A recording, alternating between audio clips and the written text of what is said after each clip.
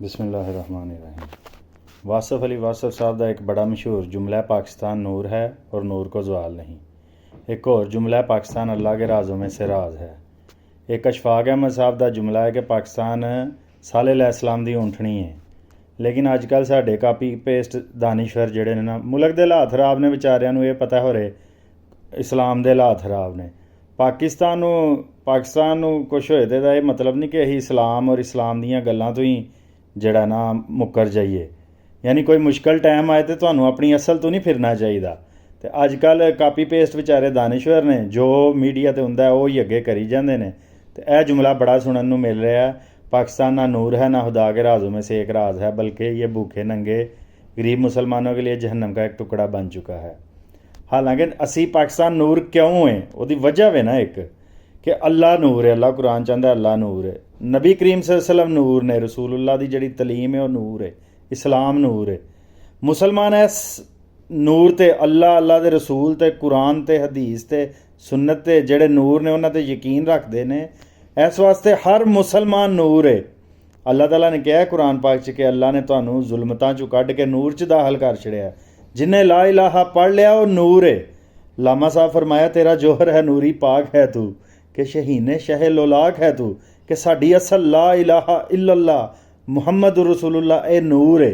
ये हर किस्म के बुत नूं त्रोड़दी है, मुल्क के बुत नूं, कौम के, रंग के, नस्ल के, पैसे के, खौफ के बुत नूं, हर किस्म के बुत नूं त्रोड़ के तुहानूं नूरी बनांदी है।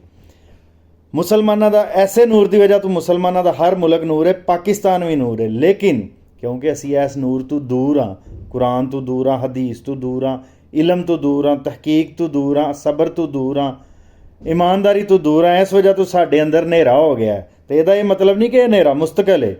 इस हनेरे नूं तुसीं कुरान हदीस के नूर नाल दोबारा नूर बना सकते हो। तो असी नूरे तौहीद दे अमीन हाँ, असी नूरे रसालत दे अमीन हाँ, असी कुरान दे अमीन हाँ, असी हदीस दे सुन्नत दे अमीन हाँ। सानू उन्होंने लामा साहब फरमाया कि बातल से दबने वाले है आसमां नहीं है हम, 100 बार कर चुका है तो इम्तिहान हमारा। सदियां तो जड़ा ना जमाना सानू मिटाने की कोशिश कर रहा, असी मिटना नहीं, असी नूर हाँ। लेकिन दोबारा असी वो नूर अपने अंदर किवें भर सकने हाँ?